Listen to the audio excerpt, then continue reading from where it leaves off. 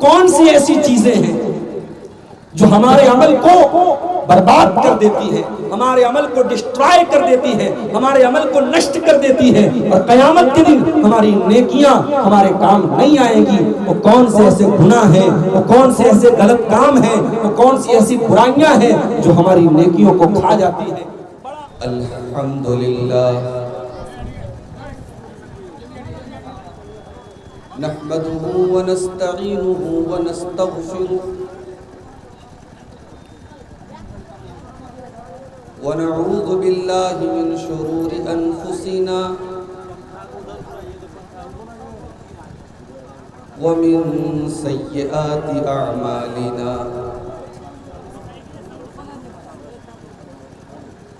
من يهده الله فلا مضل له ومن يضلل فلا هادي له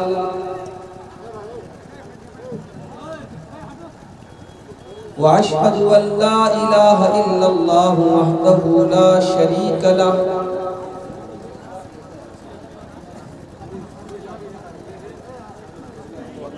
وأشهد أن محمدا عبده ورسوله يا أيها الذين آمنوا اتقوا الله حق تقاته ولا تموتن إلا وأنتم مسلمون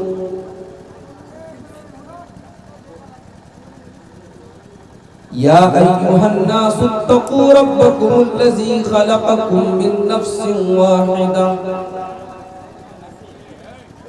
وخلق منها زوجها وبث منهما رجالا كثيرا ونساء واتقوا الله الذي تساءلون به والأرحام إن الله كان عليكم رقيبا يا أيها الذين آمنوا اتقوا الله وقولوا قولا سديدا يصلح لكم أعمالكم ويغفر لكم ذنوبكم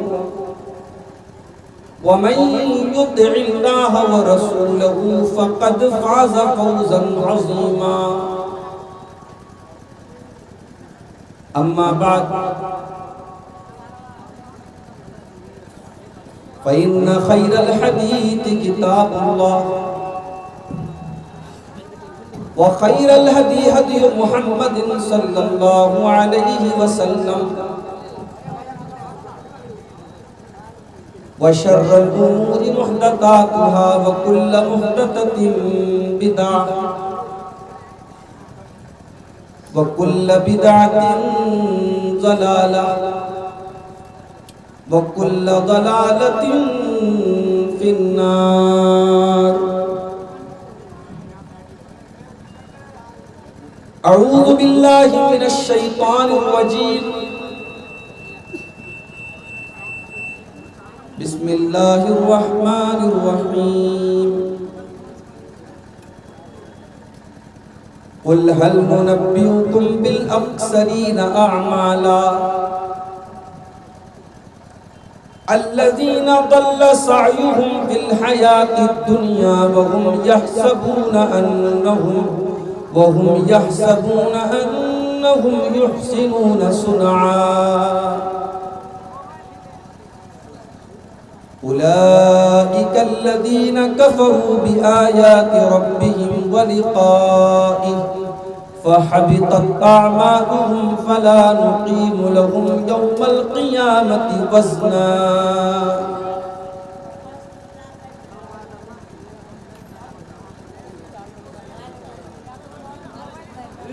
وہ شہر محبت جہاں مصطفیٰ ہے وہیں گھر بنانے کو دل چاہتا ہے وہ شہر محبت جہاں مصطفیٰ ہے وہیں گھر بنانے کو دل چاہتا ہے وہ سونے سے کنکر وہ چاندی سی مٹی نظر میں بسانے کو دل چاہتا ہے۔ جو پوچھا نبی نے کہ کچھ گھر بھی چھوڑا تو صدیق اکبر کے ہونٹوں پہ آیا۔ جو پوچھا نبی نے کہ کچھ گھر بھی چھوڑا تو صدیق اکبر کے ہونٹوں پہ آیا۔ وہاں مال و دولت کی کیا ہے حقیقت، جہاں جان لٹانے کو دل چاہتا ہے۔ وہ شہر محبت جہاں مصطفیٰ ہے، وہیں گھر بنانے کو دل چاہتا ہے۔ جہاد محبت کی آواز گونجی، کہا حنظلہ نے یہ دلہن سے اپنی۔ جہاد محبت کی آواز گونجی، کہا حنظلہ نے یہ دلہن سے اپنی۔ اجازت اگر دو تو جام شہادت لبوں سے لگانے کو دل چاہتا ہے۔ وہ شہر محبت جہاں مصطفیٰ ہے، وہیں گھر بنانے کو دل چاہتا ہے۔ ستاروں سے یہ چاند کہتا ہے ہر دم، تمہیں کیا بتاؤں وہ ٹکڑوں کا عالم۔ اشارے میں آقا کے اتنا مزہ تھا، اشارے میں آقا کے اتنا مزہ تھا کہ پھر ٹوٹ جانے کو دل چاہتا ہے۔ وہ شہر محبت جہاں مصطفیٰ ہے، وہیں گھر بنانے کو دل چاہتا ہے۔ اور آخری شعر سماعت فرمائیں۔ جو دیکھا ہے روح جمال رسالت تو طاہر عمر مصطفیٰ سے یہ بولے۔ جو دیکھا ہے روح جمال رسالت تو طاہر عمر مصطفیٰ سے یہ بولے۔ بڑی آپ سے دشمنی تھی مگر اب، بڑی آپ سے دشمنی تھی مگر اب غلامی میں آنے کو دل چاہتا ہے۔ وہ شہر محبت جہاں مصطفیٰ ہے، وہیں گھر بنانے کو دل چاہتا ہے۔ وہ سونے سے کنکر وہ چاندی سی مٹی نظر میں بسانے کو دل چاہتا ہے۔ صلی اللہ علیہ وسلم۔ محترم بزرگوں، نوجوان ساتھیوں،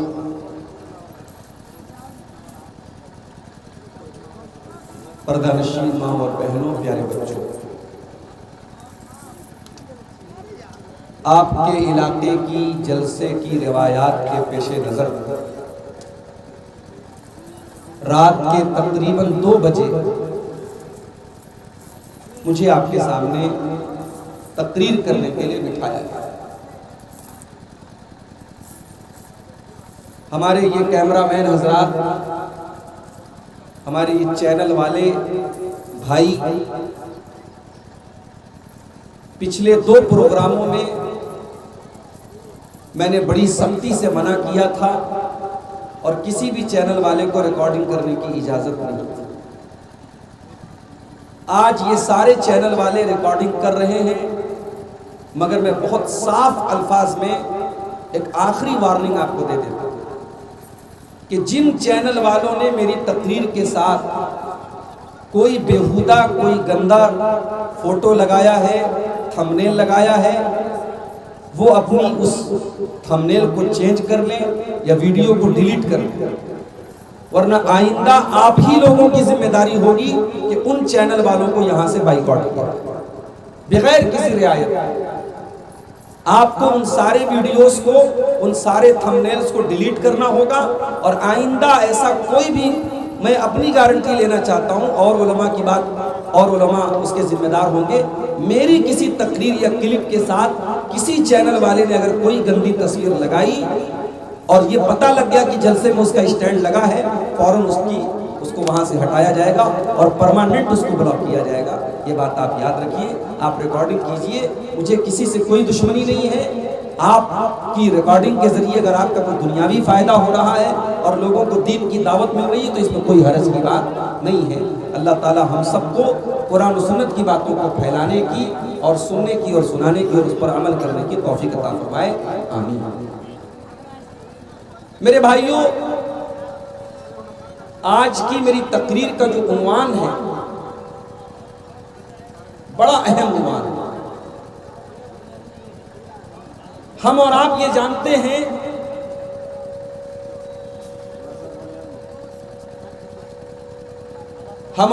جانتے ہیں کہ دنیا میں دو طریقے کے لوگ ہوتے ہیں۔ ایک وہ لوگ ہوتے ہیں جو محنت کرتے ہیں اور محنت کرنے کے بعد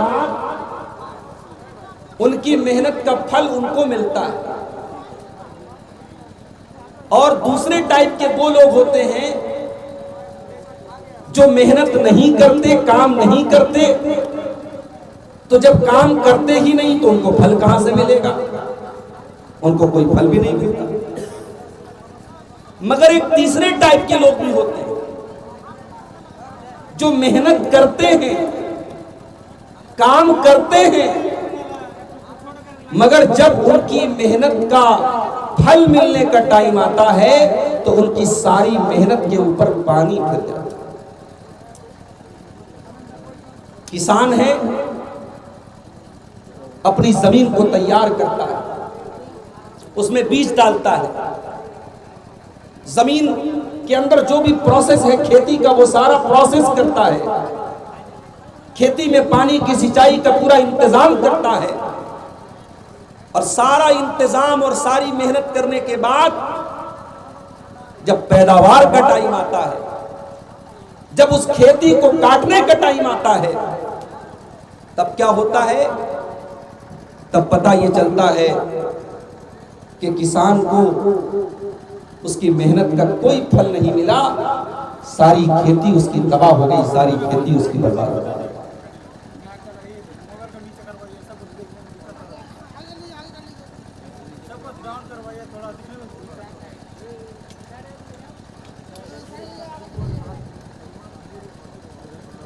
میرے بھائیوں، ہم اور آپ دنیا میں نیکیاں کرتے ہیں، نماز پڑھتے ہیں، رمضان کا مہینہ آتا ہے ہم روزے رکھتے ہیں، اللہ تعالی ہمیں طاقت دیتا ہے ہم حج کرتے ہیں، عمرہ کرتے ہیں، مدرسوں میں چندہ دیتے ہیں، مسجدوں میں چندہ دیتے ہیں، غریبوں کو زکوٰۃ دیتے ہیں۔ ذرا سوچو میرے بھائی، کل قیامت کے دن اللہ کی بارگاہ میں اگر اللہ تعالیٰ یہ فیصلہ سنا دے، میرے بندے جو تو نمازیں پڑھ کے آیا ہے، جو تو روزے رکھ کر کے آیا ہے، جو تو زکوٰۃ دے کر کے آیا ہے، جو تو نے چندہ دیا ہے، جو تو نے دان خیرات کیا ہے، میرے بندے تیری ساری نیکیاں اب تیرے نام اعمال میں نہیں لکھی جائیں گی، ان کو کاؤنٹ نہیں کیا جائے گا، ان کو شمار نہیں کیا جائے گا، تیری نیکیاں تیرے کام نہیں آئیں گی۔ سوچو وہ کتنا بڑا بدنصیب انسان ہو۔ ایک انسان نماز پڑھتا ہی نہیں ہے، کل قیامت کی اس کو بھی کوئی ثواب نہیں ملے گا۔ ایک انسان رمضان کے روزے نہیں رکھتا ہے، ظاہر اس کو روزے کا ثواب نہیں ملے گا، زکوٰۃ نہیں دیتا ہے، زکوٰۃ کا ثواب نہیں ملے گا، حج اور عمرہ نہیں کیا اس کا ثواب نہیں ملے گا۔ لیکن میرے بھائیوں، جس نے یہ سارے نیکی کے کام کیے اس کے باوجود اس کو اپنی نیکیوں کا ثواب نہ ملے، اس سے بڑا بدنصیب کون ہوگا؟ اس سے بڑا بدنصیب کون ہوگا؟ اللہ نے فرمایا قل هل ننبئكم بالاخسرین اعمالا الذین ضل سعیهم فی الحیاۃ الدنیا وهم یحسبون انهم یحسنون صنعا۔ اے نبی آپ کہہ دیجئے، اے نبی آپ بتا دیجئے، سب سے زیادہ عمل کے اعتبار سے خسارہ اٹھانے والے، نقصان اٹھانے والے وہ لوگ ہیں جن کی ساری نیکیاں برباد ہو جائیں گی۔ وہ تو یہ سمجھتے رہے کہ ہم نیکی کے کام کر رہے ہیں، ہم اچھے کام کر رہے ہیں، مگر اللہ کی بارگاہ میں ان کی کسی نیکی کا ثواب ان کو نہیں ملے گا، ساری نیکیاں ان کی برباد ہو جائیں گی، اللہ کیا وہ زیرو ہو جائیں گے۔ ایسا کیوں ہوگا؟ اولئک الذین کفروا بآیات ربہم ولقائہ فحبطت اعمالہم، یہ وہ لوگ ہوں گے جنہوں نے اللہ کی آیتوں کا انکار کیا، جنہوں نے اللہ سے ملنے کا انکار کیا، اللہ نے ان کے عمل کو برباد کر دیا۔ فلا نقیم لہم یوم القیامۃ وزنا، قیامت کے دن اللہ کے ترازو پر ان کی کسی نیکی کا کوئی ویلو نہیں ہوگا، ان کی کسی نیکی کا کوئی وزن نہیں ہوگا۔ جانتے ہو دنیا میں سب سے خطرناک ترازو کس کا ہوتا ہے؟ سونار کا ہوتا ہے۔ سونار کے آپ جاتے ہیں، ہماری مائیں بہنیں جو ناک میں نتھیا پہنتی ہیں، سونار کے ترازو پر وہ ناک کی نتھیا بھی اگر رکھ دیں تو ترازو بتا دیتا ہے کہ وہ نتھیا کتنے گرام کا ہے۔ گرام کا بھی جو ہزارواں حصہ ہوتا ہے ملی گرام، سونار کا ترازو بتا دیتا ہے کہ وہ ناک کی نتھیا کتنے ملی گرام۔ اللہ کا ترازو کیسا ہوگا میرے بھائی؟ اللہ کا ترازو کیسا ہوگا؟ اللہ کا ترازو تو ایسا ہوگا وَمَن يَعْمَلْ مِثْقَالَ ذَرَّةٍ خَيْرًا يَرَهُ وَمَن يَعْمَلْ مِثْقَالَ ذَرَّةٍ شَرًّا يَرَهُ۔ تم نے دنیا میں ذرہ برابر بھی اگر کوئی نیکی کا کام کیا ہوگا، تم نے ذرہ برابر کوئی گناہ کا کام کیا ہوگا، اللہ کے ترازو پر سب نظر آئے گا، اللہ کے میزان پر سب نظر آئے گا، نہ ذرہ برابر نیکی چھپ پائے گی، نہ ذرہ برابر گناہ چھپ پائے گا۔ اللہ کا ترازو ایسا ہوگا۔ لیکن کچھ بدنصیب ایسے ہوں گے جن کی نیکیاں کل قیامت کے دن برباد ہو جائیں گی، ان کی نیکیاں ان کے کام نہیں آئیں گی، اور اللہ کے ترازو پر جب ان کے اعمال کو تولا جائے گا تو زیرو لکھا ہوگا کہ ان کے عمل کا وزن کتنا ہے؟ زیرو ہے، ان کے کسی عمل کا ان کو ثواب ملنے والا نہیں۔ اب آج کی میری تقریر کا جو ٹاپک ہے وہ یہی ہے کہ وہ کون سی ایسی چیزیں ہیں جو ہمارے عمل کو برباد کر دیتی ہے، ہمارے عمل کو ڈسٹرائے کر دیتی ہے، ہمارے عمل کو نشٹ کر دیتی ہے، اور قیامت کے دن ہماری نیکیاں ہمارے کام نہیں آئیں گی۔ وہ کون سے ایسے گناہ ہیں، وہ کون سے ایسے غلط کام ہیں، وہ کون سی ایسی برائیاں ہیں جو ہماری نیکیوں کو کھا جاتی ہیں۔ بڑا اہم ٹاپک ہے، مجھے معلوم ہے رات کے 2 بج رہے ہیں، آپ کو یہ ٹائم تقریر سننے سنانے کا نہیں ہے، یہ آرام کا وقت ہے، یہ سونے کا وقت ہے، مگر کچھ مجبوری آپ کی ہے، کچھ مجبوری میری ہے، کچھ مجبوری جلسے والوں کی ہے۔ مجھے 2 بجے رات میں بٹھایا گیا ہے۔ میں چاہتا ہوں جتنے لوگ پنڈال کے نیچے بیٹھے ہیں، اگر آپ غور سے آج کی تقریر سن کے جائیں گے، انشاءاللہ میں گارنٹی کے ساتھ کہتا ہوں، اب میں یہ تو نہیں کہتا کہ آپ کس سے کہانی لے کے جائیں گے، آپ کوئی چٹکلا اور لطیفہ لے کے جائیں گے، کچھ کام کی باتیں میں آپ کو دوں گا۔ اگر آپ غور سے پوری تقریر کو سنیں گے، چند ایسی باتیں آپ کے سامنے بیان کروں گا جو ہماری نیکیوں کو برباد کر دیتی ہیں، اور اگر ہم نے غور سے تقریر کو سن لیا اور ہم نے ان چیزوں سے اپنے آپ کو بچا لیا تو انشاءاللہ ہم دنیا اور آخرت دونوں میں کامیاب ہیں۔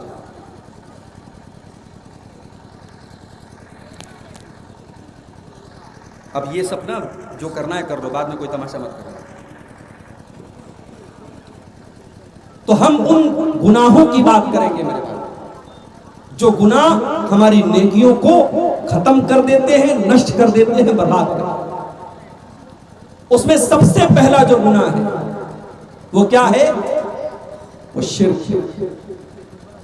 اگر انسان مشرک ہے، اگر اللہ کے ساتھ وہ کسی کو شریک کر رہا ہے، اللہ کے علاوہ کسی اور کے در پہ سر جھکا رہا ہے، اللہ کے علاوہ کسی اور سے ڈرتا ہے، کسی اور کے اوپر بھروسہ کرتا ہے، مشرک ہے کہ انسان حج کرتا رہے، وہ عمرہ کرتا رہے وہ، نماز پڑھتا رہے وہ، اللہ کے اس کی نیکیوں کا کوئی مطلب نہیں۔ وَمَن يَكْفُرْ بِالْإِيمَانِ فَقَدْ حَبِطَ عَمَلُهُ وَهُوَ فِي الْآخِرَةِ لَمِنَ الْخَاسِرِينَ۔ جو انسان کافر ہو جائے، جو ایمان کا راستہ چھوڑ کر کے کفر کا راستہ اپنا لے، توحید کا راستہ چھوڑ کر کے شرک کا راستہ اپنا لے، اللہ فرماتا ہے وَمَن يَكْفُرْ بِالْإِيمَانِ فَقَدْ حَبِطَ عَمَلُهُ، اس کے تمام کے تمام اعمال برباد ہو جائیں گے، اس کی کوئی نیکی اس کے کام نہیں آئے گی، مشرک کا کوئی عمل اس کے کام آنے والا نہیں۔ اللہ تعالیٰ نے سورۃ الانعام کے اندر 18 نبیوں کا ذکر کیا، 18 پیغمبروں کا ذکر کیا، اور 18 نبیوں کا ذکر کرنے کے بعد اللہ نے فرمایا وَلَوْ أَشْرَكُوا لَحَبِطَ عَنْهُمْ مَا كَانُوا يَعْمَلُونَ۔ ہمارے 18 پیغمبر بھی اگر شرک کرتے، اگر یہ بھی شرک کرتے، اگر یہ اللہ کے ساتھ کسی اور کو ساجی بناتے تو ان کی بھی نیکیاں برباد ہو جاتی۔ حالانکہ ہم جانتے ہیں اللہ کے نبیوں نے کبھی شرک نہیں کیا اور کر بھی نہیں سکتے، مگر اللہ تعالیٰ نے سمجھانے کے لیے کہ شرک کتنی خطرناک چیز ہے، اللہ نے فرمایا اگر ہمارے نبیوں نے بھی شرک کیا ہوتا تو ان کی نیکیاں برباد ہوتی۔ اور آگے بڑھیے، قرآن کا 24واں پارہ کھولیے، سورہ زمر میں اللہ فرماتا ہے وَلَقَدْ أُوحِيَ إِلَيْكَ وَإِلَى الَّذِينَ مِن قَبْلِكَ لَئِنْ أَشْرَكْتَ لَيَحْبَطَنَّ عَمَلُكَ وَلَتَكُونَنَّ مِنَ الْخَاسِرِينَ۔ اے نبی، اے میرے پیارے نبی، اے میرے پیارے حبیب، اگر آپ نے بھی شرک کر دیا ہم یہ نہیں دیکھیں گے کہ آپ ہمارے نبی ہیں، ہمارے آخری نبی ہیں، ہمارے محبوب نبی ہیں، ہمارے پیارے نبی ہیں۔ اے نبی اگر آپ نے بھی شرک کر دیا آپ کی ساری نیکیاں برباد ہو جائیں گی اور آپ بھی اللہ تعالیٰ کیا خسارہ اٹھانے والے، نقصان اٹھانے والوں میں سے ہو جائیں گے۔ اتنا خطرناک گناہ ہے شرک، اور آج کا مسلمان اس کو اپنے ناک کا میل سمجھتا ہے۔ کتنے مسلمان ہیں بڑے آرام سے، بڑے دھڑلے سے شرک کرتے ہیں۔ اللہ کا شکر ہے آپ کا علاقہ بہت حد تک سیف ہے شرک سے۔ آپ ہمارے یوپی میں چلے جائیں، ہر گلی میں، ہر نگر میں آپ کو کوئی نہ کوئی شرک کا اڈا مل جائے۔ بہار کے اندر ایک علاقہ ہے سہسرام، چلے جائیے گیا کے روٹ پر آپ کو مل جائے گا۔ سہسرام کے اندر بھی آپ کو، بہار کا شہر ہے مگر آپ کو ہر محلے میں 2-4 مزارات اور قبریں مل جائیں گی جہاں چادر چڑھائی جا رہی ہے اور لوگ وہاں جا کر کے سجدہ کریں گے۔ کبھی آپ اگر یہاں سے دلی جائیں گے، کٹیہار سے اگر آپ دلی کا سفر کریں گے اور آپ کی ٹرین اگر فیض آباد اور ایودھیا والے روٹ سے جا رہی ہوگی، راستے میں ایک اسٹیشن پڑتا ہے اکبر پور، آپ کو کچھ ایسے مسافر ملیں گے جو اکبر پور سے اتریں گے اور چڑھیں گے، ان کے ہاتھ میں پانی کے ڈرم ہوں گے، ان سے پوچھئے گا بھائی اس میں کیا بھرا ہوا ہے؟ وہ کہیں گے کچھوچا شریف کی مزار کا پانی بھرا ہوا ہے، مزار کو دھویا جاتا ہے، قبر کو دھویا جاتا ہے، اور وہ دھویا ہوا گندا پانی وہ پانی کے ڈرم میں بھر بھر کے لاتے ہیں اور یہ سمجھتے ہیں کہ اس سے ہمارے بیماروں کو شفا مل جائے گی اور اس سے ہمیں برکت ملے گی اور اس سے ہمیں فائدہ ملے گا۔ یہ آج کے مسلمان کا عقیدہ ہے میرا۔ کرناٹک میں گیا، وہاں ایک شہر ہے گلبرگہ، گلبرگہ میں بہت بڑا مزار ہے، جیسے اجمیر میں مزار ہے ان کا خواجہ معین الدین چشتی اجمیری کا جن کو غریب نواز کہا جاتا ہے، تو گلبرگہ میں ایک بہت بڑا مزار ہے خواجہ بندہ نواز کا، ان کو بندہ نواز کہا جاتا ہے۔ میرا پروگرام تھا گلبرگہ میں، لوگوں نے کہا مولانا آئیے آپ کو ذرا بندہ نواز کی درگاہ کی سیر کرا دیتے، میں نے کہا چلو بھائی ہم بھی دیکھ لیتے ہیں۔ گئے درگاہ کے بعد قبر کے بعد۔ اچھا میں کسی شہر میں جاتا ہوں تو جان بوجھ کر کے ایسی جگہوں پر جا کر کے دیکھتا ہوں، خوشی کے مارے نہیں، اللہ کی قسم مجھے خوشی نہیں ہوتی، میں یہ سوچ کر کے جاتا ہوں اور یہ میں محسوس کر کے جاتا ہوں کہ میں جہاں جا رہا ہوں وہاں جا کر کے مجھے تکلیف ہوگی، میرے دل کو تکلیف ہوگی، پھر بھی میں دیکھنا چاہتا ہوں کہ انسان ایک مسلمان کس حد تک آج گر چکا ہے۔ ابھی بریلی میں گیا تھا تو بریلی میں بھی احمد رضا خان جن کو اعلیٰ حضرت کہا جاتا ہے ان کی قبر پر بھی میں گیا، اور پوری ایک گلی ہے جو شرک سے بھری ہوئی ہے، اور دکانوں پر ہر چیز پر جو ہے رضا رضا لکھا ہوا ہے، اور وہاں اللہ کا نام کم لیا جاتا ہے اور رضا کا نام زیادہ لیا جاتا ہے۔ بریلی کے اندر ابھی 2 مہینہ پہلے میرا پروگرام تھا، 1 مہینہ پہلے، وہاں میں نے یہ منظر دیکھا، اور 2-3 سال پہلے جب میں کرناٹک میں گیا گلبرگہ میں اور بندہ نواز کی درگاہ کے اندر میں گیا تو وہاں میں نے دیکھا ایک چھوٹی سی قبر ہے۔ میں نے پوچھا بھائی یہ چھوٹی سی قبر کس چیز کی ہے؟ لوگوں نے بتایا کہ خواجہ صاحب کی بیٹی نے ایک بلی پالی تھی، یہ بلی کی قبر ہے۔ اب سوچو بلی کی قبر ہے، باقاعدہ پکی قبر ہے، مزار ہے، اس پر بھی چادر چڑھی ہوئی ہے۔ تھوڑا اور آگے بڑھا ایک اور چھوٹی سی مزار نظر آئی۔ میں نے پوچھا بھائی یہ تو اور چھوٹی مزار ہے، کس کی مزار ہے؟ کہا مولانا صاحب خواجہ صاحب کی بیٹی نے ایک طوطا پالا تھا، طوطے کی مزار ہے یہ۔ میں نے کہا اس طوطے کی مزار کا کیا کام ہے؟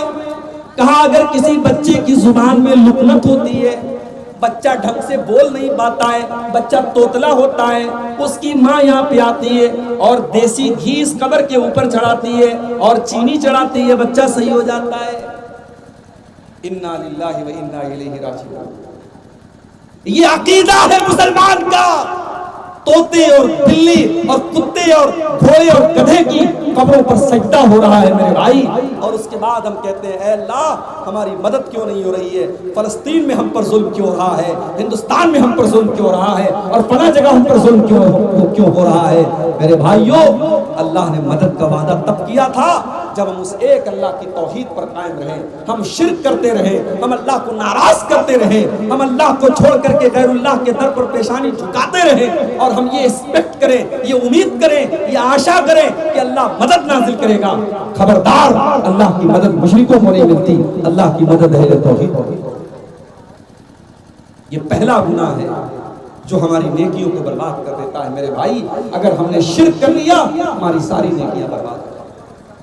اب یہاں پر ایک مسئلہ اور سمجھ لو، ایک آدمی مسلمان ہے، اب وہ مسلمان سے کافر ہو گیا، جیسے ابھی بہت ساری مسلمان لڑکیاں ہو رہی ہیں، کسی غیر مسلم لڑکے سے ان کو پیار ہو گیا، محبت ہو گئی، غیر مسلم لڑکے نے کہا کہ تمہیں میرے ساتھ اپنا مذہب چھوڑ کر کے میرا مذہب قبول کرنا پڑے گا۔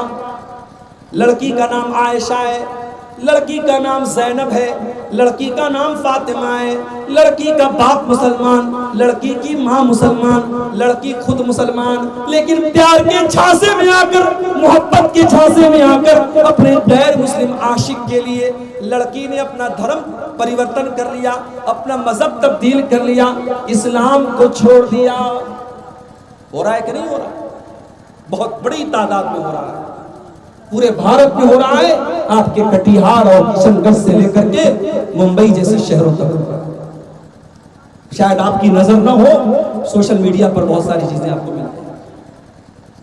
یہ ہو رہا ہے، مسلمان لڑکیاں مرتد ہو رہی ہیں، انجام کیا ہوگا؟ قرآن کا دوسرا پارہ، وَمَن يَرْتَدِدْ مِنْكُمْ عَنْ دِينِهِ فَيَمُتْ وَهُوَ كَافِرٌ فَأُولَئِكَ حَبِطَتْ أَعْمَالُهُمْ فِي الدُّنْيَا وَالْآخِرَةِ وَأُولَئِكَ أَصْحَابُ النَّارِ هُمْ فِيهَا خَالِدُونَ۔ جو بھی مرتد ہو جائے گا، جو اسلام کو چھوڑ کر کے کوئی اور مذہب کو قبول کر لے گا، جو اسلام کو چھوڑ کر کے کوئی اور دھرم سویکار کر لے گا اور اسی حالت میں وہ مر جائے گا، اللہ کا اعلان ہے وہ دنیا میں بھی خسارہ اٹھائے گا اور آخرت میں بھی خسارہ اٹھائے گا، وہ ہمیشہ ہمیشہ جہنم میں رہے گا۔ مرتد کا ٹھکانہ جہنم ہے۔ اسلام کو چھوڑ کر کے کوئی اور مذہب قبول کرنے والا، اسلام کے اندر آنے کے بعد کوئی اور مذہب قبول کرنے والا، اس کی کوئی نیکی اللہ تعالیٰ کیا کام نہیں دے گی، وہ برباد ہو جائے گا میرے بھائیوں۔ اور آج افسوس کی بات ہے، ہماری کتنی مسلمان بہنیں ہیں اور کتنے مسلمان ہمارے بھائی ہیں جو آج مرتد ہو رہے ہیں۔ اور مجھے ایک بات کہنے دیجیے، بہت بڑا علاقہ ہے سیمانچل کا اور بہت بڑی تعداد میں آپ کی برادری ہے یہاں پہ. اگر اپنی آنے والی نسلوں کی ایمان کی فکر آپ نے نہیں، یہ سال میں ہزاروں جلسے آپ کرا رہے ہیں، بہت اچھی بات ہے، جلسے ہونے چاہیے، تقریریں ہونی چاہیے، مگر تقریر سال میں ایک بار ہوتی ہے میرے بھائی. آپ کے بچوں کو دین کی تعلیم کنٹینیو ملنی چاہیے.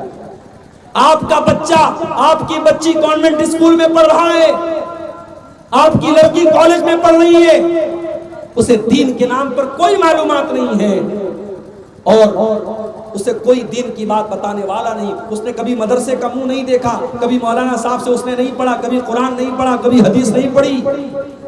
آپ کا وہ لڑکا اور لڑکی کل جب جوان ہوگا تو میڈیا کی وجہ سے، سوشل میڈیا کی وجہ سے، انٹرنیٹ کی وجہ سے دھیرے دھیرے اس کے دماغ کو دین سے دور کر دیا جائے گا، اللہ سے دور کر دیا جائے گا، اور اس بات کا ڈر ہے کہ آپ کی آنے والی نسلیں دین سے دور ہو جائیں گی. اس لیے اپنے بچوں کی فکر کرو، اپنی آنے والی نسلوں کی فکر کرو، اپنے بچوں کو توحید سکھاؤ، اپنے بچوں کو شرک سے بچاؤ. حضرت ابراہیم علیہ السلام اللہ کی بارگاہ میں دعا کرتے ہیں، وَجُنُبْنِي وَبَنِيَّ أَن نَّعْبُدَ الْأَصْنَامَ. اے اللہ تو مجھے اور میرے بچوں کو شرک سے بچانا، اے اللہ میرے بچوں کو شرک کبھی نہ کرنے دینا، اے اللہ میرے بچوں کو توحید کے اوپر قائم رکھنا. ابراہیم دعا کر رہے ہیں، اللہ کے خلیل دعا کر رہے ہیں. اور آگے بڑھیے. ابھی آج کل آپ ایک لفظ بہت زیادہ سن رہے ہوں گے، اسرائیل. یہ اسرائیل کس کا نام تھا؟ میں علماء سے نہیں پوچھتا، عوام سے پوچھتا ہوں. عوام میں سے کوئی بتائے اسرائیل کس کا نام تھا؟ بولو بھائی، بہت تقریر سنی آپ لوگوں نے. علماء جواب نہیں دیں گے، عام آدمی جواب دے. اسرائیل کس کا نام ہے؟ کس کا نام ہے؟ بولو بھائی، ریکارڈنگ والوں کوئی بتائے اسرائیل کس کا نام تھا؟ کس کا نام تھا؟ نہیں. اور کوئی بتائے اسرائیل کس کا نام تھا؟ کیا تقریر سنتے ہو بھائی؟ اسرائیل حضرت یعقوب علیہ السلام کا نام تھا. حضرت یعقوب علیہ السلام کا نام اسرائیل تھا، اور انہی کے 12 بیٹوں سے 12 قبیلے بنے تھے جن کو بنی اسرائیل کہا جاتا ہے. اور یہ جو یہودی ہیں یہ اسی نسل سے چلے آ رہے ہیں، اسی لیے انہوں نے انہوں نے جو ملک بنایا اس کا نام اپنے باپ کے نام پہ، اسرائیل کے نام پہ رکھا. تو اسرائیل کوئی خراب نام نہیں ہے، یہ تو نبی کا نام ہے، یہ تو نبی کا نام ہے. یہ الگ بات ہے کہ یہ اتنے بڑے نبی کے نام پر انہوں نے اپنے دیش کا نام بنایا اور زبردستی فلسطینیوں کے ملک پر قبضہ کر کے بنایا، اور پھر دھیرے دھیرے ان کے اور بھی علاقوں پر قبضہ کرتے چلے گئے. اور آج جن کی زمین پر قبضہ کیا اور جن کے دیش میں ان کو آج سے 60 سال 70 سال پہلے پناہ ملی، وہی یہ ظلم و ستم کر رہے ہیں، فلسطینیوں کو مار رہے ہیں. اور آج آپ دیکھیں ایک ہاسپٹل پر اسرائیل نے حملہ کیا ہے، اور ہاسپٹل میں 500 لوگوں کے مرنے کی خبر آ رہی ہے، اور جو لوگ مرے ہیں ان کی لاشیں آپ دیکھیں گے تو شاید آپ اپنے آنسوؤں کو روک نہیں پائیں گے. بھائیو، اللہ ہمارے بھائیوں کی مدد کرے، بس ہم یہ دعا کر سکتے ہیں. تو حضرت یعقوب علیہ السلام کا نام اسرائیل تھا. ان کے 12 بیٹے تھے، اور انہی 12 بیٹوں میں 2 بیٹے الگ ماں سے تھے اور 10 بیٹے الگ ماں سے تھے. جو 2 بیٹے الگ ماں سے تھے، ایک بیٹے کا نام تھا یوسف اور دوسرے بیٹے کا نام تھا بنیامین. ابھی اسرائیل کا جو راشٹرپتی ہے اس کا نام بھی کیا ہے؟ نتن بنجامین. وہ بنجامین جو بولتے ہیں نا، وہی بنیامین ہے. تو بنیامین کے نام پر بھی اپنے بچوں کا نام ہو رہا ہے. تو حضرت یعقوب علیہ السلام کا جب آخری ٹائم آیا، ان کے مرنے کا ٹائم آیا، تو انہوں نے اپنے 12 بچوں کو بلایا. ہمارے یہاں جب کسی کے مرنے کا ٹائم آتا ہے تو بچوں کو بلا کر کے وہ کیا پوچھتا ہے؟ اپنی زمین کے بارے میں بات کرتا ہے، اپنی جائیداد کے بارے میں بات کرتا ہے، اپنے روپیے پیسے کے بارے میں بات کرتا ہے. لیکن میرے پیارے ساتھیوں، حضرت یعقوب علیہ السلام کا آخری ٹائم ہے، اپنے 12 بیٹوں کو انہوں نے بلایا. قرآن کہتا ہے ام کنتم شہداء اذ حضر یعقوب الموت اذ قال لبنیہ ما تعبدون من بعدی. حضرت یعقوب علیہ السلام نے اپنے 12 بیٹوں سے سوال کیا، اے میرے بچوں بتاؤ تم میرے مرنے کے بعد کس کی عبادت کرو گے؟ قالوا نعبد الہک و الہ آبائک ابراہیم و اسماعیل و اسحاق الہا واحدا ونحن لہ مسلمون. 12 بیٹوں نے جواب دیا، اے ابا جان ہم آپ کے مرنے کے بعد اسی ایک اللہ کی عبادت کریں گے جس کی عبادت آپ کرتے ہیں اور جس کی عبادت ہمارے باپ دادا کیا کرتے تھے. ہمارے یہاں کوئی باپ اگر پوچھے اپنے بچوں سے تو لوگ مذاق اڑائیں گے، یار یہ کون سا سوال ہے کہ میرے بعد کس کی عبادت کروں. مگر یعقوب علیہ السلام اپنے 12 بیٹوں سے یہ وصیت کر کے جا رہے ہیں، میرے بعد کس کی عبادت کروں. پتہ یہ چلا اپنی آنے والی نسلوں کی توحید کی حفاظت کرنا، ان کے عقیدے کی حفاظت کرنا یہ ہماری ذمہ داری ہے میرے بھائی. اسی لیے میں کہتا ہوں کہ ان مدرسوں کو حقیر مت سمجھو. یہ مدرسے ہیں تو تمہارا ایمان محفوظ ہے، یہ مدرسے ہیں تو قرآن کریم کی اللہ حفاظت کر رہا ہے، یہ مدرسے ہیں تو تمہاری حدیثیں محفوظ ہیں، یہ مدرسے ہیں تو تمہارا وجود محفوظ ہے. جس دن یہ رہے سے مدرسے بھی ختم ہو گئے، اللہ کی قسم تمہیں ایمان اور اسلام بتانے والا بنا. تو یہ پہلی چیز ہے میرے بھائیوں جو ہماری نیکیوں کو برباد کر دیتی ہے. اگر کوئی شرک کرے گا تو اس کی ساری نیکیاں برباد ہیں. اور آگے بڑھیے، نیکیوں کو برباد کر دینے والی دوسری چیز ریاکاری، دکھاوا. ایک انسان اگر دکھاوے کے لیے نماز پڑھتا ہے، دکھاوے کے لیے روزہ رکھتا ہے، دکھاوے کے لیے حج کرتا ہے، دکھاوے کے لیے دان خیرات کرتا ہے، کوئی بھی کام وہ دکھاوے کے لیے کرتا ہے، اس کی وہ نیکی اللہ تعالیٰ کیا برباد کر دی جائے گی.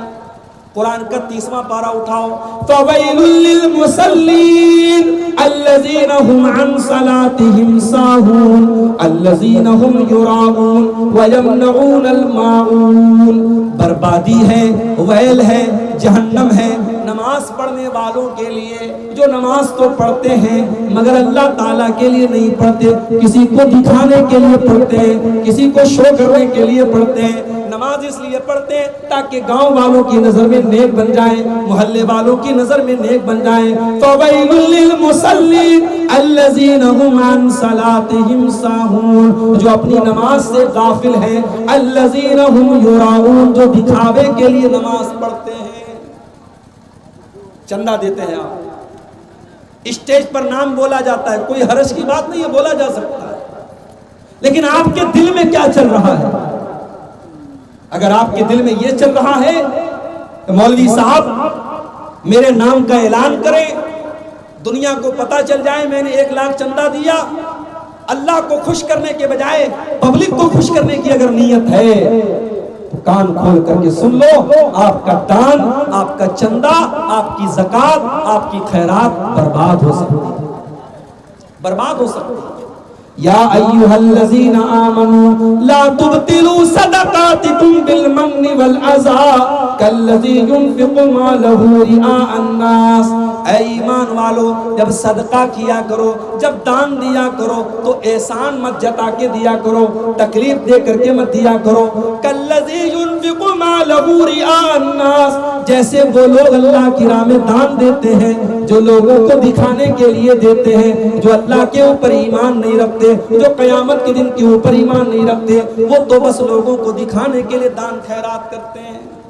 اگر آپ کی دان خیرات لوگوں کو دکھانے کے لیے ہے تو میرے بھائیوں آپ کا پیسہ اللہ تعالیٰ کیا کام نہیں آئے گا، آپ کی نیکیوں کے اکاؤنٹ میں وہ نیکی نہیں لکھی جائے گی، وہ برباد ہو جائے گی. اور آگے بڑھیے، اللہ کے نبی فرماتے ہیں صلی اللہ علیہ وسلم، قیامت کے دن سب سے پہلے 3 لوگوں کا فیصلہ کیا جائے گا. ان اول الناس یقضى یوم القیامہ، قیامت کے دن سب سے پہلے 3 لوگوں کا فیصلہ کیا جائے گا. سب سے پہلا انسان جو دنیا میں اللہ کی راہ میں شہید ہوا تھا، جو جنگ کے میدان میں لڑ رہا تھا، جنگ کے میدان میں لڑتے لڑتے شہید ہوا تھا، اس کو اللہ تعالیٰ بلائے گا، اس سے اللہ پوچھے گا میں نے تجھ کو طاقتور بنایا، میں نے تجھ کو باڈی بلڈر بنایا، میں نے تجھ کو لڑنے کا ہنر سکھایا، تو نے کیا کیا؟ دیکھو باڈی، انسان کے شریر کا مضبوط ہونا یہ بھی بہت بڑی نعمت ہے اللہ۔ یہ جو ہمارے نوجوان گٹکھا کھاتے ہیں، سگریٹ پیتے ہیں، بیڑی پیتے ہیں، تو یہ تو ایسے ہی اپنے اوپر ظلم کر رہے ہیں، اپنی باڈی کو کمزور کر رہے ہیں۔ اس وقت بڑی تیزی میں ابھی بنارس میں ہمارے ایک دوست ہیں، ابھی ان کا میسج آیا، کہہ رہے تھے 1 مہینے میں مولانا کینسر کے 10 کیس میں نے اپنی آنکھوں سے دیکھے، اپنی جان پہچان کے اپنے رشتہ داروں میں نے 10 کیس کینسر کے دیکھے ہیں، اور جس میں کئی کیس ایسے لوگوں کے ہیں جو گٹکھا کھاتے تھے، جو سگریٹ پیتے تھے، جو پان کھاتے تھے۔ میرے نوجوان ساتھیوں، اپنے شریر کے اوپر ظلم مت کرو، اپنے جسم کے اوپر ظلم مت کرو۔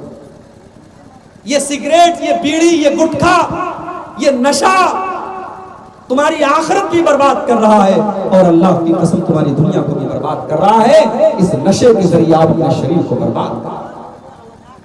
غور کیجئے، اللہ کی راہ میں شہید ہوا تھا، اللہ قیامت کے دن بلائے گا، اللہ پوچھے گا میں نے تجھے باڈی بلڈر بنایا تھا، تجھے طاقتور بنایا تھا، تو نے باڈی کا کیا کیا، تو نے شریر کا کیا کیا؟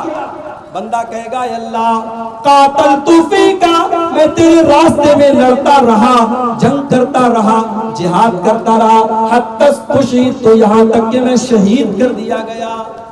اے اللہ میں تیری راہ میں شہید کر دیا گیا۔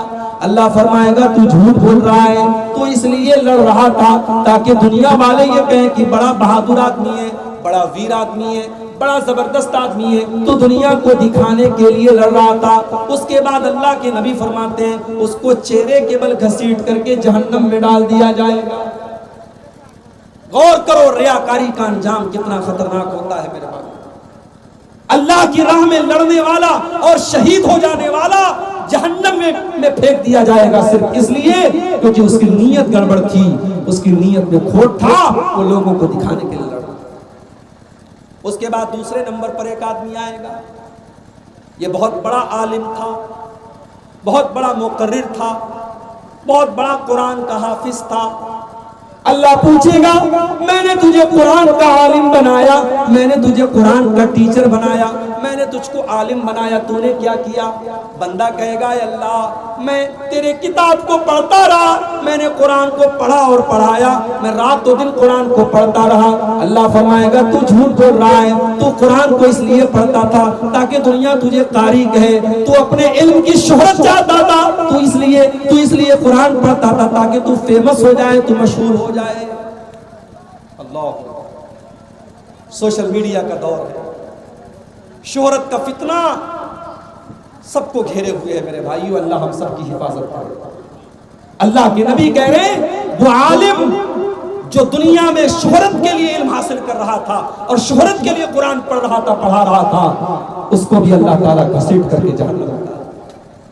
پھر تیسرا آدمی لایا جائے گا، یہ بہت بڑا مالدار تھا، بہت بڑا ملینئر اور بلینئر تھا، بہت بڑا پیسے والا انسان تھا۔ اللہ پوچھے گا میرے بندے میں نے تجھ کو کروڑ پتی بنایا، ارب پتی بنایا، کھرب پتی بنایا، تو نے دولت کا کیا استعمال کیا؟ بندہ کہے گا اے اللہ میں دولت کو غریبوں میں بانٹتا رہا، چندہ دیتا رہا، مدرسے میں دیتا رہا، یتیموں کو دیتا رہا، غریبوں کو دیتا رہا۔ اے اللہ جہاں پر بھی پتا چلا کہ وہاں پیسہ دینے سے تو خوش ہوتا ہے، وہاں میں نے پیسہ خرچ کیا۔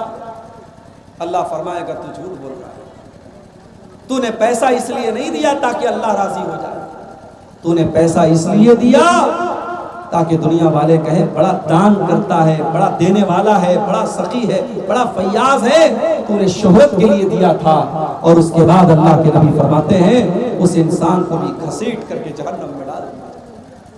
میرے بھائیوں ریاکاری سے بچو، کوئی بھی نیکی کرو اللہ کے لیے کرو، ریاکاری کے لیے مت کرو۔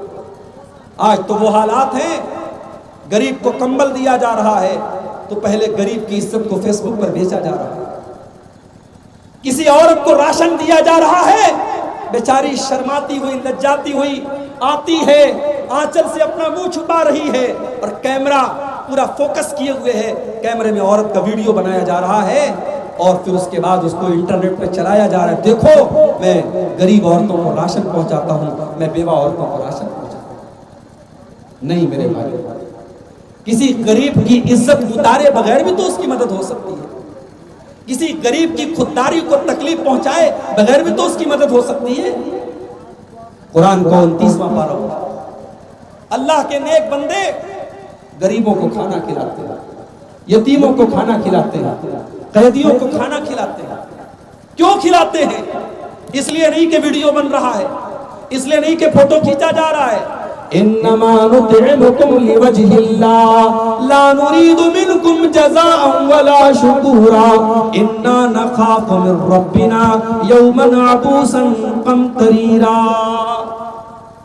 کہتے ہیں میرے بھائی ہم تو تمہیں اس لیے کھانا کھلا رہے ہیں تاکہ اللہ ہم سے راضی ہو جائے، ہمیں تو قیامت کے دن کا ڈر ہے، قیامت کے دن کوئی کسی کے کام نہ آئے گا، ہمیں تو قیامت کے دن کا ڈر ہے، ہمیں تو اللہ کا ڈر ہے، اس لیے ہم تم کو کھانا کھلاتے ہیں۔ آج دور بدل گیا، آج پہلے کے دور میں محاورہ تھا، کہاوت تھی، نیکی کر دریا میں ڈال، یعنی نیکی کر کے بھول جاؤ، کہاں نیکی کیا، نیکی کر دریا میں ڈال، جب دریا میں ڈال دیں گے تو بھول جائیں گے۔ آج الٹا معاملہ ہو گیا، نیکی کر یوٹیوب کے اوپر ڈال، نیکی کر فیس بک کے اوپر ڈال، نیکی کر اسٹیٹس پر ڈال، نیکی کر انسٹاگرام پہ ڈال، نیکی کر سوشل میڈیا پہ ڈال۔ اب تو نیکی کا پرچار جب تک نہ ہو تب تک انسان کے دل کو سکون نہیں ملتا ہے۔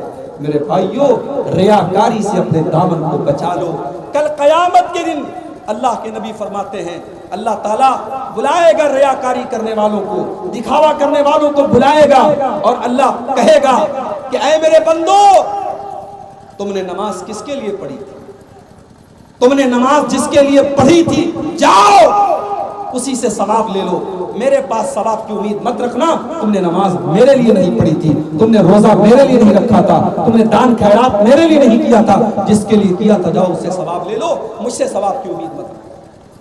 تو یہ دوسری بڑی خطرناک چیز ہے میرے بھائی، ریاکاری جو ہماری نیکیوں کو ختم کر دیتی ہے، ہماری نیکیوں کو نشٹ کر دیتی ہے۔ تیسری چیز جو ہماری نیکیوں کو برباد کر دے گی اس کو کہا جاتا ہے بدعت۔ دین کے اندر نیا کام، ربیع الاول کا مہینہ آیا، 12 ربیع الاول کی تاریخ آئی، ہمارے بہت سارے مسلمان بھائی وہ ایک تیسری عید بھی منانے لگے ہیں۔ آج تک آپ نے سنا ہوگا کہ اسلام کے اندر 2 تہوار ہوتا ہے، ایک عید الفطر ہوتا ہے، ایک عید الاضحیٰ ہوتی ہے، ابھی ایک تیسری عید بھی منائی جانے لگی اور اس کا نام کیا رکھا؟ عید میلاد النبی، نبی کی پیدائش والی عید۔ اور ایک شاعر کہتا ہے نثار تیری چہل پہل پہ ہزاروں عید ربیع الاول، سوائے ابلیس کے جہاں میں سبھی تو خوشیاں منا رہے ہیں۔ تو اس کے جواب میں نے کیا کہا تھا؟ یہ بدعتوں کی چہل پہل ہے، یہ دین احمد نہیں ہے یارو، یہ بدعتوں کی چہل پہل ہے، یہ دین احمد نہیں ہے یارو، نبی کے پیارے تو روز اول سے 2 ہی عیدیں منا رہے ہیں۔ نبی کے پیارے شروع سے لے کر آج تک صرف 2 عید منا رہے تھے، یہ تیسری عید آ گئی میرے پاس۔ اب تو باقاعدہ ویڈیو آ رہا ہے، اب تو کیک کٹ رہی ہے، بڑے بڑے علماء داڑھی والے پگڑی والے کیک کاٹ رہے ہیں۔ بچے کا برتھ ڈے مت مناؤ، صحیح نہیں ہے، لیکن نبی کا برتھ ڈے مناؤ، اس پر ثواب ملے گا۔ میرے بھائیوں اسلام کیا تھا اور انہوں نے کیا بنا دیا، اسلام کیا تھا اور انہوں نے کیا بنا دیا، میرے نبی کی شریعت کیا تھی اور انہوں نے کیا بنا دیا۔ یاد رکھو میرے بھائی، اللہ نے اپنے دین کو مکمل کر دیا ہے، اللہ کا دین مکمل ہے، اور اللہ نے 1400 سال پہلے یہ اعلان کر دیا ہے الیوم اکملت لکم دینکم واتممت علیکم نعمتی ورضیت لکم الاسلام دینا۔ او لوگو، میں نے اپنے دین کو مکمل کر دیا ہے، اب اس کے اندر کسی اضافہ کی، کسی سنشودھن کی، کسی موڈیفیکیشن کی، کسی ایڈیٹنگ کی کوئی ضرورت نہیں ہے۔ اللہ کا دین بالکل مکمل ہے، کمپلیٹ ہے، پرفیکٹ ہے۔ اللہ کے دین میں کوئی چینجنگ نہیں ہو سکتی۔ اللہ کا دین 1400 سال پہلے مکمل ہو چکا ہے میرے بھائیوں۔ اب اس دین کے اندر کوئی نیا کام اگر نکالتا ہے اسی کو بدعت کہا جاتا ہے، اور بدعت کوئی اچھی نہیں ہوتی، بدعت کوئی اچھی نہیں ہوتی، بدعت ہمیشہ بری ہوتی ہے، کیونکہ اللہ کے نبی فرماتے ہیں وَشَرَّ الْأُمُورِ مُحْدَثَاتُهَا وَشَرَّ الْأُمُورِ مُحْدَثَاتُهَا وَكُلُّ مُحْدَثَةٍ بِدْعَةٌ وَكُلُّ بِدْعَةٍ ضَلَالَةٌ وَكُلُّ ضَلَالَةٍ فِي النَّارِ۔ دین کے اندر جتنا نیا کام نکالا جائے وہ بدعت ہے، اور ہر بدعت گمراہی ہے، اور ہر گمراہی کا ٹھکانہ جہنم ہے۔ اچھا، آپ ایک مسئلہ بتائیے، اذان کے پہلے درود پڑھنا ہے کہ اذان کے بعد پڑھنا ہے؟ بولے پبلک میں سے کوئی بتائے۔ اذان کے بعد پڑھنا ہے، لیکن ہمارے کچھ بھائیوں کی بدھی الٹی ہے۔ ان کا مؤذن جب مائک پر جاتا ہے تو پہلے کھڑا ہو کے درود پڑھتا ہے، یا نبی الصلاۃ والسلام علیک یا رسول اللہ صلی اللہ علیہ وسلم، اس کے بعد کہتا اللہ اکبر، اللہ پھر اذان دے۔ نبی نے کیا فرمایا؟ اذا سمعتم المؤذن، جب تم مؤذن کو اذان دیتے ہوئے سنو، فقولوا مثل ما یقول، تو جیسے مؤذن کہہ رہا ہے اسی طریقے سے جواب دو۔ اللہ اکبر کہا تو تم بھی اللہ اکبر کہو۔ اشہد ان لا الہ الا اللہ کہا تو تم بھی اشہد ان لا الہ الا اللہ کہو۔ اشہد ان محمد رسول اللہ کہا تو تم بھی اشہد ان محمد رسول اللہ کہو۔ حی علی الصلاۃ کہا تو تم لا حول ولا قوت الا باللہ کہو۔ حی علی الفلاح کہا تو تم لا حول ولا قوت الا باللہ کہو۔ پوری اذان کا جواب دو۔ اذان کا جواب دینے کے بعد ثم صلو علیہ، پھر تم میرے اوپر درود پڑھو۔ اور درود کیسا پڑھنا ہے؟ میڈ ان انڈیا نہیں، میڈ بائی نبی پڑھنا ہے، جو نبی نے بتایا ہے وہ درود پڑھنا ہے۔ میڈ ان انڈیا والا درود نہیں پڑھنا ہے۔ میڈ ان انڈیا والا کون سا درود ہے؟ الصلاۃ والسلام علیک یا رسول اللہ، یہ میڈ ان انڈیا والا ہے۔ اور نبی کا درود کون سا ہے؟ اللہم صلی علی محمد وعلی آل محمد کما صلیت علی ابراہیم وعلی آل ابراہیم انکا حمید مجید۔ اللہم بارک علی محمد وعلی آل محمد کما بارکت علی ابراہیم وعلی آل ابراہیم انکا حمید مجید۔ یہ درود پڑھو، اور درود پڑھنے کے بعد اللہ کے رسول فرماتے ہیں کہ میرے لیے اللہ تعالیٰ سے دعا مانگو، وسیلہ مانگو۔ وسیلہ کس چیز کا نام ہے؟ وسیلہ جنت میں ایک اعلیٰ مقام کا نام ہے جو اللہ تعالیٰ اپنے آخری نبی کو دے گا۔ اللہ کے نبی فرماتے ہیں کہ تم میرے لیے اللہ سے وسیلہ مانگو۔ تو ہم کیسے وسیلہ مانگیں گے؟ اللہم رب هذه الدعوة التامة والصلاة القائمة آت محمدا الوسيلة والفضيلة وابعثه مقاما محمودا الذي وعدته۔ یہ دعا پڑھو، یہ دعا پڑھو، اور یہ دعا پڑھنے کے بعد اللہ کے نبی فرماتے ہیں جس نے اذان کا جواب دیا اور اس کے بعد میرے اوپر درود پڑھا اور اس کے بعد میرے لیے اللہ سے وسیلہ مانگا، حلت لہو شفاعتی یوم القیامہ، قیامت کے دن میں ضرور اس کی شفاعت کروں گا، اس کے لیے قیامت کے دن میری شفاعت واجب ہو گئی۔ مگر بدعت کا معاملہ کیا ہے؟ بدعت کرنے والے اس کا الٹا کر دیتے ہیں، اور آپ جا کے دیکھ لیجئے اذان کے پہلے درود پڑھا جاتا ہے۔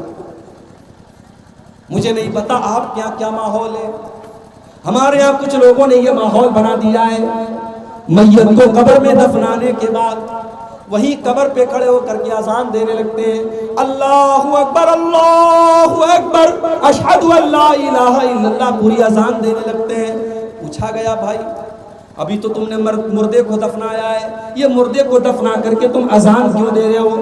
تو جواب دیتے ہیں کہ بھائی صاحب، جس کو ہم نے مردے کو دفنایا ہے، ابھی قبر میں اس کو دفنا کر کے ہم فارغ ہوئے ہیں، اس سے قبر میں سوال و جواب کیا جا رہا ہے، ہم اس لیے اذان دے رہے ہیں تاکہ شیطان بھاگ جائے اور شیطان اس کو بہکانے نہ پائے، اس لیے ہم قبر کے پاس کھڑے ہو کر کے اذان دیتے ہیں۔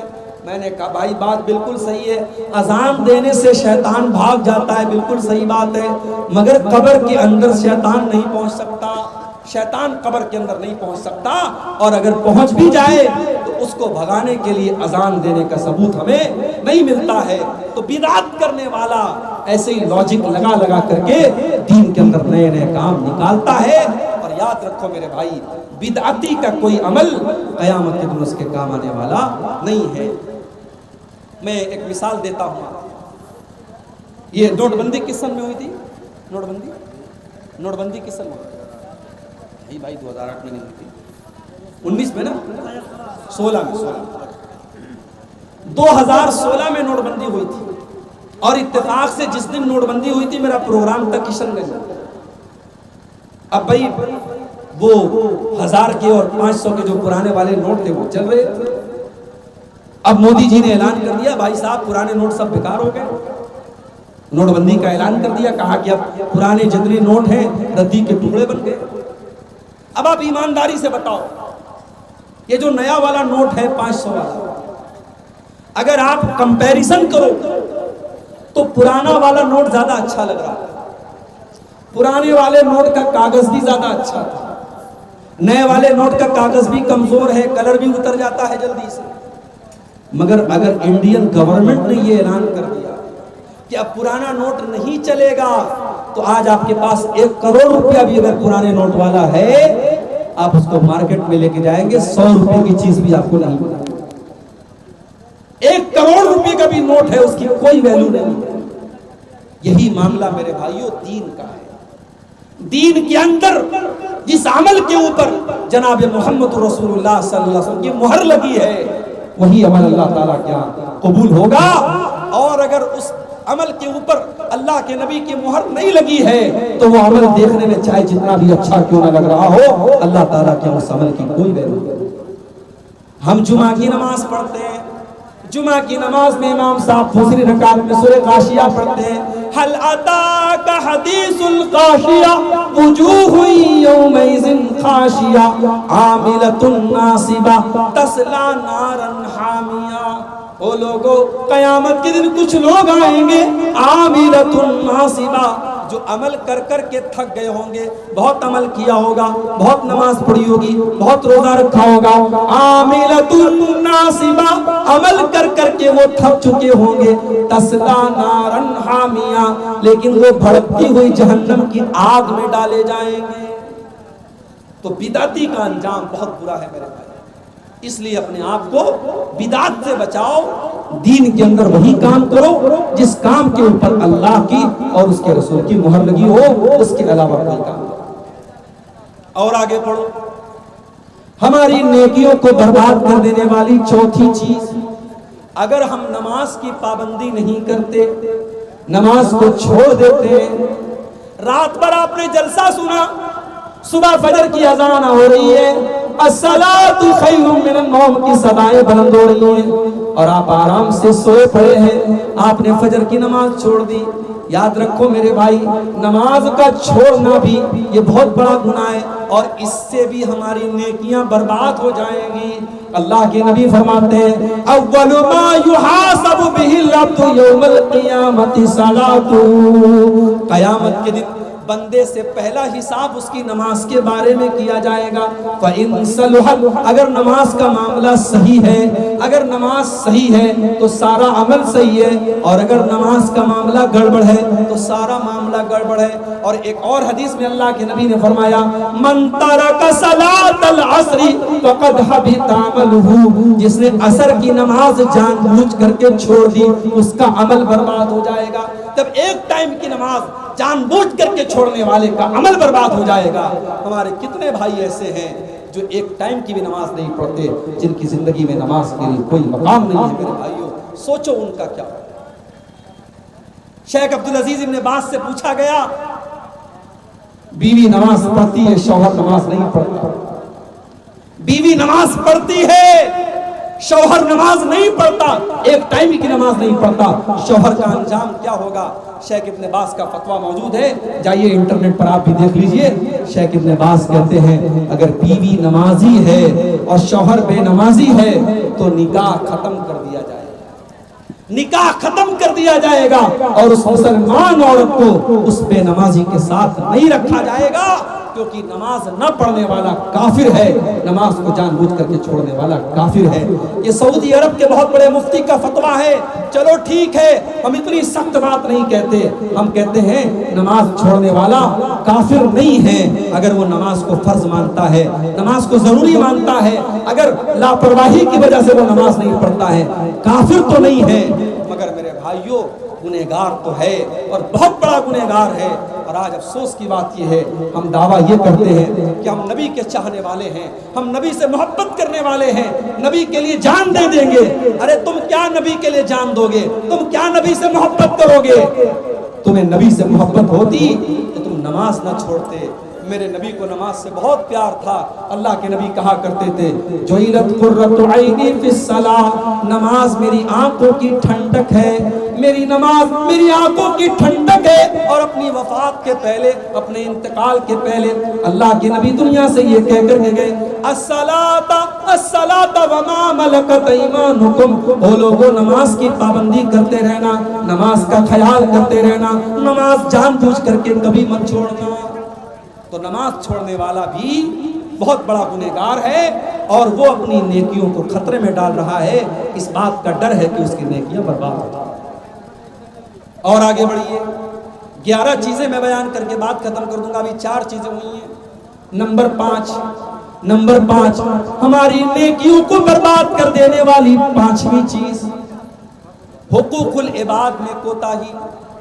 अगर आपने किसी का हक मारा होगा, किसी की जमीन पर नाजायज कब्जा किया होगा, किसी का माल नाजायज तरीके से हड़प लिया होगा, अल्लाह के नबी फरमाते हैं कि मेरी उम्मत में सबसे गरीब आदमी, सबसे फकीर आदमी, सबसे मुफलिस आदमी वो होगा जो कयामत के दिन नमाज लेकर के आएगा, रोजा लेकर के आएगा, ज़कात लेकर के आएगा, हज लेकर के आएगा, बहुत सारी नेकियां लेकर के आएगा। वयाती कद शतम हाज़ा व क़ज़फ़ हाज़ा व अकल माल हाज़ा, लेकिन किसी को गाली दी होगी, किसी का हक मारा होगा, किसी का माल हड़पा होगा, किसी की जमीन पर कब्जा किया होगा, उसकी सारी नेकियां उसके उन तमाम हकदारों को दे दी जाएगी जिनका उसने हक मारा था। और जब उसकी नेकियां खत्म हो जाएंगी, अल्लाह के नबी फरमाते हैं हकदारों के गुनाह इसके ऊपर लाद दिए जाएंगे, और जो दुनिया से नेकी लेकर के गया था उसके ऊपर दूसरों के गुनाह लाद दिए जाएंगे और वो जहन्नम के अंदर फेंक दिया जाएगा। मेरे भाइयों, बड़ा खतरनाक मसला है हुकूकुल इबाद का। किसी का हक मत मारना, किसी का हक मत मारना। दुनिया की अदालत में हो सकता है आप केस जीत जाएं, वकील को खरीद लें, जज को खरीद लें, पुलिस वालों को खरीद लें, हो सकता है दुनिया में आप बेईमानी कर लें, मगर कान खोल करके सुन लो, अल्लाह की अदालत में कोई बेईमानी नहीं कर सकता।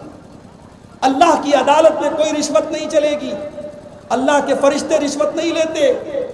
अल्लाह के नबी फरमाते हैं मन कानत इंदहु मज़लमतुन li अखी, अगर अपने भाई पर जुल्म किया है तो दुनिया में उससे छुटकारा पालो, वरना आखिरत की करेंसी रुपया पैसा नहीं होगी, आखिरत की करेंसी तुम्हारी नेकियां और तुम्हारे गुनाह होंगे। अगर तुमने दुनिया वालों का हक मारा होगा, तुम्हारी नेकियां उनको दे दी जाएंगी और उनके गुनाह तुम्हारे ऊपर लाद दिए जाएंगे। इसलिए मेरे भाइयों, हुकूकुल इबाद के मामले में बहुत होशियार। आज भाई भाई का हक मार रहा है। आज कितने बाप हैं अपनी औलाद का हक मार रहे हैं, कितने बाप है अपनी बेटियों को, कितने भाई अपनी बहनों को जायदाद में, वरासत में महरूम कर देते हैं। सारी जायदाद बेटों के नाम लिख देते हैं ताकि बेटी वारिस न हो जाए। कितने भाई हैं अपनी बहनों का हिस्सा और हक खा जाते हैं।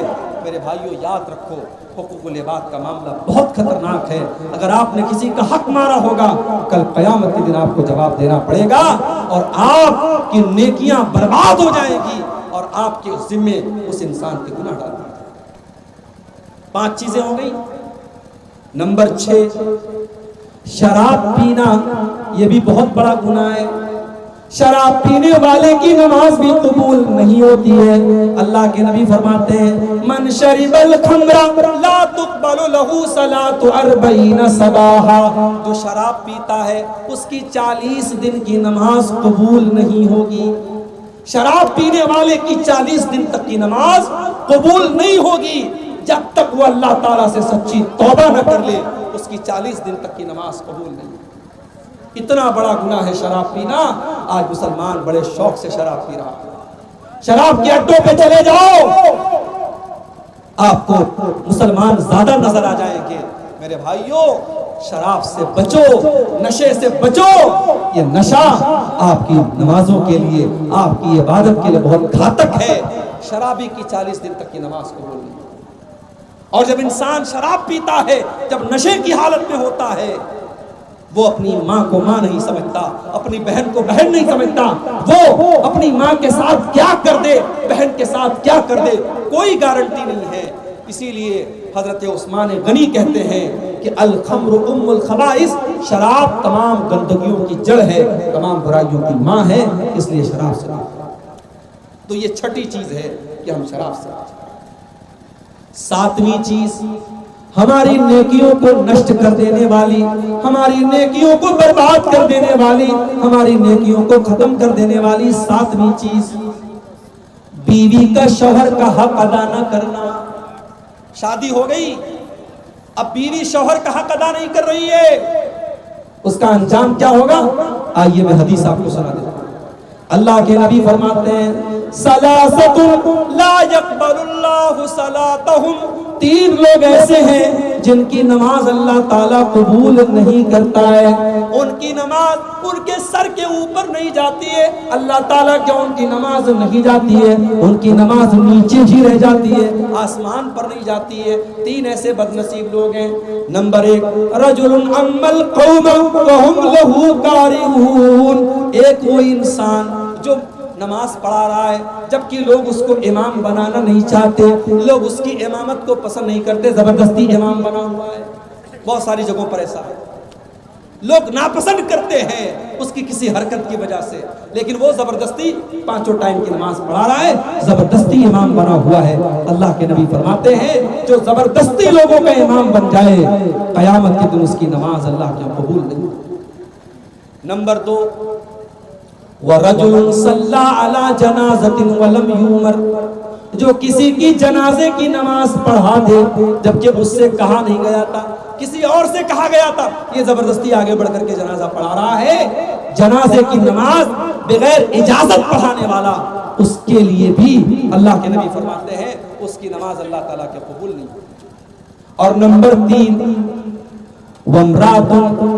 وَامْرَاتٌ دَعَاهَا زَوْجُهَا، اور وہ عورت جس کا شوہر اس کو بستر پر بلا رہا ہے، جس کا شوہر اپنا حق ادا کرنے کے لیے اس کو بلا رہا ہے، فَأَبَتْ، اور وہ انکار کر رہی ہے۔ یہ بہت بڑی بات ہے۔ بیوی کا حق ہے کہ وہ شوہر کی بات مانے، اور شوہر کا حق ہے کہ وہ بیوی کا حق ادا کرے۔ اگر بیوی شوہر کا حق ادا نہیں کرتی ہے، نماز پڑھتی رہے، روزہ رکھتی رہے، حج کرتی رہے، اللہ تعالیٰ کیا وہ جنتی نہیں بن سکتی جب تک وہ شوہر کا حق ادا نہ کرے۔ اسی لیے جب ایک عورت اللہ کے نبی کے پاس آتی ہے، اللہ کے نبی پوچھتے ازاد زوج انتی، کیا تم شادی شدہ ہو؟ ہاں اللہ کے نبی میں شادی شدہ ہوں۔ آپ نے فرمایا کہ تم اپنے شوہر کے ساتھ کیسا سلوک کرتی ہو؟ کہتی ہے اللہ کے نبی میں اپنے شوہر کے ساتھ بہت اچھا سلوک کرتی ہوں، میں خوش رکھتی ہوں اس کو۔ آپ نے فرمایا کان کھول کر کے سن لو، انما ہوا جنتک و نارک، تمہارا شوہر تمہاری جنت ہے اور تمہارا شوہر تمہاری جہنم بھی ہے۔ تم اسے خوش رکھو گی، اس کی خدمت کرو گی، اس کی اطاعت کرو گی تو جنت میں جاؤ گی، اور شوہر کا حق ادا نہیں کرو گی، شوہر کو ناراض کرو گی، شوہر کی فرما برداری نہیں کرو گی تو وہی شوہر تمہارے لیے جہنم بن جائے گا۔ آج بہت ساری عورتیں جلسے میں جاتی ہیں، تقریر سنتی ہیں رات دن، مگر شوہر سے ڈھنگ سے بات نہیں کرتی ہیں، شوہر سے سیدھے منہ بات نہیں کرتی ہیں۔ میری ماں اور بہنوں، آپ کی نماز، آپ کی دینداری بیکار ہے اگر آپ کا شوہر آپ سے خوش نہیں ہے، اگر آپ اپنے شوہر کو خوش نہیں رکھتی ہے اور اس کا حق ادا نہیں کرتی۔ اور آگے بڑھیے، نمبر 7، 7ویں چیز جو ہماری نیکیوں کو برباد کر دینے والی ہے، عورت کا خوشبو لگا کر کے گھر کے باہر نکلنا۔ اللہ کے نبی فرماتے ہیں لا يقبل اللہ صلاۃ امرأۃ تتطیب لہذا المسجد، جو عورت مسجد میں خوشبو لگا کر کے آتی ہے، بڑے غور سے سننا میرے بھائیوں، میری ماں بہنوں، اگر پنڈال کے اندر آپ میری باتوں کو سن رہی ہیں تو آپ بھی غور سے سننا، جو عورت مسجد میں نماز پڑھنے کے لیے آ رہی ہے، اللہ کے نبی اس کے بارے میں فرما رہے ہیں جو عورت خوشبو لگا کر کے آتی ہے مسجد میں نماز پڑھنے کے لیے، اس کی نماز اللہ تعالیٰ قبول نہیں کرے گا حتیٰ ترجیہ فتغتسل غسلہا للجنابہ، جب تک کہ وہ گھر جا کر کے غسل نہ کر لے۔ کون سا غسل؟ جو غسل جنابت ہوتا ہے، جب عورت ناپاک ہو جاتی ہے، ناپاک ہونے کے بعد جو وہ غسل کرتی ہے، سر سے پیر تک نہاتی ہے، جب تک وہ غسل نہیں کر لے گی خوشبو لگانے والی عورت، تب تک اس کی نماز اللہ تعالیٰ قبول نہیں کرے گا۔ جب نماز کے لیے آنے والی عورت خوشبو نہیں لگا سکتی تو جلسے کے لیے آنے والی عورت خوشبو کیسے لگا سکتی؟ عقیقہ اور شادی کی دعوت میں جانے والی عورت دنیا بھر کے پرفیوم اور خوشبو لگا کر کے کیوں جا رہی ہے؟ اگر نماز کے لیے آنا حرام ہے میرے بھائیوں تو جلسے میں بھی خوشبو لگا کر کے آنا حرام ہے۔ مجھے افسوس ہوتا ہے آپ کے علاقے میں، مجھے لوگوں نے بتایا کہ کہیں پر جلسہ ہوا تھا، بہت بڑا جلسہ ہوا تھا، لاکھوں کا خرچ ہوا تھا، مگر جلسے میں مانوس چھلونا آدمی نہیں تھے۔ میں نے پوچھا کیوں نہیں تھے؟ بولے عورتیں نہیں آئی تھی، عورتوں کا انتظام نہیں تھا تو مرد حضرات نہیں آئے۔ پتہ یہ لگا کہ جلسے میں مردوں کی اور نوجوانوں کی ایک بڑی تعداد اس لیے آ رہی ہے کیونکہ عورتوں کا جمگٹ ہوتا ہے، جوان لڑکیاں ہیں، خوبصورت کپڑے پہن کر کے، سج کر کے، سور کر کے، جویلری وغیرہ پہن کر کے اور میک اپ کر کے آ رہی ہیں، اور دکانیں لگی ہیں، سڑکوں پر نوجوان لڑکے بھی ٹہل رہے ہیں، لڑکیاں بھی ٹہل رہی ہیں۔ میرے بھائیوں، یہ منظر بڑا نامناسب ہے، یہ چیز بڑی نامناسب ہے۔ اللہ کے نبی فرما رہے ہیں جو عورت نماز کے لیے آ رہی ہے خوشبو لگا کر، اس کی نماز اللہ تعالیٰ قبول نہیں کرے گا۔ تو جو عورت جلسے میں آتی ہے، اپنی بہنوں سے کہنا چاہوں گا سمپل ڈریس میں آؤ، سادہ کپڑے میں آؤ، خوشبو کے بغیر آؤ، اور پردے کے اندر آؤ، اور تقریر سن کر کے واپس اپنی گھر چلی جاؤ۔ جلسوں کو تماشا مت بناؤ میرے بھائیوں۔ جلسوں، آج کتنے جلسے ہیں مجھے لوگ بتاتے ہیں مولوی صاحب آج جلسے میں ایک لڑکا لڑکی پکڑے گئے، آج جلسے میں ایک لڑکا لڑکی رنگ رلیاں کرتے ہوئے اور آپس میں ایک دوسرے سے ملتے ہوئے پکڑے گئے۔ مجھے یہ خبریں سن کر کے اللہ کی قسم بڑا افسوس ہوتا ہے۔ یہ جلسہ ہے میرے بھائی، یہ دین کا پروگرام ہے، اور آج آپ کے سیمانچل میں ان جلسوں کی کیا شکل بنا دی گئی، ہمیں اس پر بھی غور کرنا چاہیے، ہمیں اپنے جلسوں کی بھی اصلاح کرنی چاہیے۔ ہم اپنے گھر کی عورتوں کو اگر جلسے میں لاتے ہیں تو سختی کر کے لائیں کہ دیکھو جلسے میں جانا ہے مگر سمپل طریقے سے جانا ہے۔ اپنی جوان لڑکیوں کو آپ تاکید کر دیں دیکھو ہمیں سادہ طریقے سے جانا ہے، سج کر کے، سمر کر کے، میک اپ کر کے، خوشبو لگا کر کے نہیں جانا ہے۔ جب مسجد میں نماز پڑھنے کے لیے جانا حرام ہے تو جلسے میں بھی سج سمر کر کے آنا کسی عورت کے لیے جائز نہیں ہے۔ اور آگے بڑھیں تو خوشبو لگا کر کے جو عورت آتی ہے اس کا معاملہ بھی آپ نے سن لیا۔ اسی طریقے سے میرے بھائیوں نیکیوں کو برباد کر دینے والی ایک اور چیز ہے، اور وہ چیز یہ ہے کہ انسان اکیلے میں، تنہائی میں، جہاں کوئی دیکھنے والا نہ ہو وہاں وہ گناہ کا کام کرے، وہ ناجائز کام کرے، وہ حرام کام کرے۔ اکیلے اور تنہائی میں کیے جانے والے گناہ بھی انسان کی نیکیوں کو برباد کر دیتے ہیں۔ اور میں جو حدیث سنانے جا رہا ہوں آپ اس حدیث کو بڑے غور سے سنیے گا۔ اور آپ کے ہاتھوں میں موبائل ہے، آپ سب کے ہاتھوں میں موبائل ہے، میں جانتا ہوں آج 3 سال کے بچے سے لے کر 70 سال کے بوڑھے کے ہاتھ میں موبائل اور اسمارٹ فون ہے۔